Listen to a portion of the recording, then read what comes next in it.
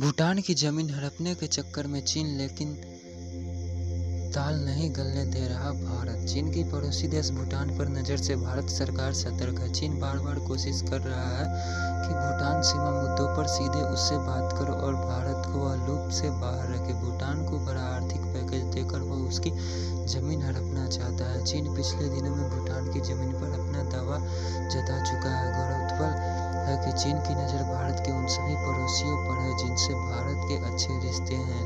नेपाल में भारत चीन का खेल पूरी तरह से चल रहा है, लेकिन भारत नेपाल के मामले में बहुत ही संयमित रुख के साथ अपनी रणनीति तय कर रहा है। श्रीलंका में भी चीन निवेश और कर्ज देकर भारत के पीछे छोड़ने की मुहिम में जुटा है।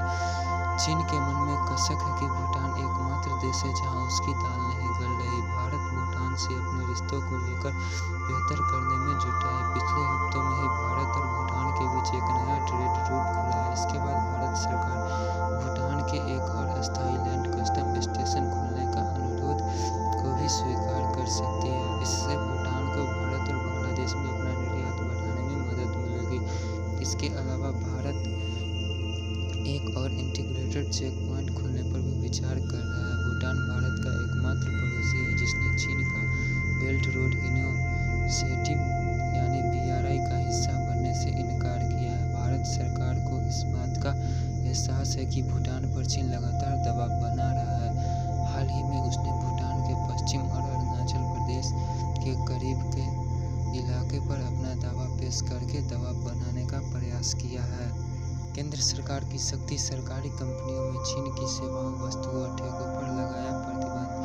भारत सरकार ने चीन को एक और बड़ा झटका दिया है। गुरुवार 23 जुलाई देर रात वित्त मंत्रालय ने नियमों में संशोधन करते हुए सरकारी कंपनियों में चीन और पाकिस्तान की वस्तुएं, सेवाएं और ठेके पर पूरी तरह से प्रतिबंध लगा दिया है। मामले से जुड़े 2 करीबी सूत्रों ने गोपनीयता की शर्तों पर इस बात की जानकारी दी। वित्त मंत्रालय ने जारी एक बयान में कहा कि भारत सरकार ने सामान्य वित्तीय नियम GFR 2017 में संशोधन किया है। इसके तहत राष्ट्रीय सुरक्षा के तहत भारत की सीमा से लगे देशों को भारत में किसी ठेके या बोली में भाग लेने से रोकने का अधिकार होगा। नया नियम सार्वजनिक क्षेत्र की कंपनियां, स्वतंत्र निकाय और सरकारी निजी भागीदारी PPP से जुड़ी सभी परियोजनाओं पर लागू होगा, जिसमें सरकार वित्तीय मदद करती है। वित्त मंत्रालय के तहत आने वाले व्यय विभाग ने 2 अलग-अलग आदेश पारित किए। पहले आदेश उन देशों के लिए नियम है जिनकी सीमाएं भारत से जुड़ी है और जिनके उत्पाद और सेवाओं को प्रतिबंध किया गया है, जबकि दूसरे आदेश में नेपाल और भूटान जैसे पड़ोसी देशों के बारे में चर्चा की गई है जिन्हें भारत से विशेष रियासत मिली हुई है। वित्त मंत्रालय ने इसके लिए राज्यों के मुख्य सचिवों को पत्र लिखकर सूचित किया है और नए नियमों के अनुसार कार्रवाई करने का आदेश दिया है। बयान में कहा गया है कि राज्य सरकारों को भी ऐसा करने के निर्देश दे दिए गए हैं। भारत सरकार ने राज्य सरकारों और राज्य उपक्रमों इत्यादि द्वारा खरीद के मामले में इस आदेश के क्रियान्वयन को लेकर संविधान के अनुच्छेद 257 का उपयोग करते हुए राज्य सरकारों के मुख्य सचिवों को पत्र लिखा है। राज्य सरकारों की खरीद के मामले में उचित प्राधिकरण का गठन राज्य करेंगे, लेकिन राजनीतिक और सुरक्षा मंजूरी अनिवार्य बनी रहेगी। कुछ मामलों में छूट दी गई है। इसमें कोविड-19 वैश्विक महामारी की रोकथाम के लिए 31 दिसंबर तक चिकित्सक सामानों की आपूर्ति के लिए खरीद शामिल है। सरकार ने अलग आदेश में उन देशों के पूर्व पंजीकरण से छूट दी है जिन्हें भारत सरकार की तरफ से ऋण सुविधा या विकास संबंधी सहायता उपलब्ध कराई गई है। आदेश के अनुसार नया प्रावधान सभी निविदाओं पर लागू होगा जिन निविदाओं को पहले ही आमंत्रित किया जा चुका है या वे पात्रता के मूल्यांकन का पहला चरण पूरा नहीं हुआ। जिन बोलीदाताओं का पंजीकरण नहीं है उन्हें पात्र नहीं माना जाएगा। अगर यह चरण पूरा हो गया है, निविदा रद्द की जाएगी और नए सिरे से प्रक्रिया शुरू की जाएगी। यह प्रावधान निजी क्षेत्र द्वारा खरीद पर लागू नहीं होता है। हाथों में सोनू सूद की तस्वीरें लहराते किर्गिस्तान से काशी पहुंचे 135 छात्र। अभिनेता सोनू सूद की मदद से किर्गिस्तान में फंसे 135 छात्र गुरुवार की शाम अपने वतन पहुंच गए। सोनू सूद ने इन छात्रों के लिए विशेष विमान का इंतजाम किया था। महीनों बाद अपने घर पहुंचने की खुशी इनके चेहरे से साफ झलक रही थी। हर कोई सोनू सूद की तारीफों के पुल बांध रहा था। ज्यादातर लोगों के हाथों में पहले से सोनू सूद की तस्वीरें भी थी। पहले यह विमान बुधवार को आना था, लेकिन मौसम की खराबी के कारण पूरे एक दिन की देरी से गुरुवार की शाम पहुंचा। उत्तर प्रदेश, बिहार समेत भारत के कई राज्यों के छात्र मेडिकल की पढ़ाई करने किर्गिस्तान में स्थित एशियन मेडिकल इंस्टीट्यूट में जाते हैं। कोरोना संक्रमण में लॉकडाउन के चलते अंतर्राष्ट्रीय विमान सेवाएं बंद होने से मेडिकल के यह छात्र किर्गिस्तान में फंसे हुए थे। इनमें काफ़ी संख्या यूपी, बिहार के छात्रों की थी। वहाँ छात्रों को तमाम परेशानियों का सामना करना पड़ रहा था। इसको लेकर छात्रों ने ट्वीट करने के साथ वीडियो बनाकर सोशल मीडिया पर शेयर कर मदद मांगी। लॉकडाउन में हजारों प्रवासियों के लिए भगवान बन चुके सोनू सूद इन लोगों की मदद के लिए भी आगे आए। सोनू ने छात्रों को अपने वतन वापस बुलाने के लिए स्पाइस जेट एयरलाइंस का विमान बुक कराया तथा शेड्यूल के अनुसार विशेष विमान किर्गिस्तान की राजधानी बिश्केक स्थित मानस इंटरनेशनल एयरपोर्ट पहुंचा। 135 छात्रों को लेकर गुरुवार की शाम 3:30 बजे पर विमान ने उड़ान भरी और रात 9:40 पर वाराणसी के बाबतपुर एयरपोर्ट पहुंचा। एयरपोर्ट पर सोशल डिस्टेंसिंग के नियमों का पालन कराते हुए विमान से 10-10 की संख्या में छात्रों को उतारा गया।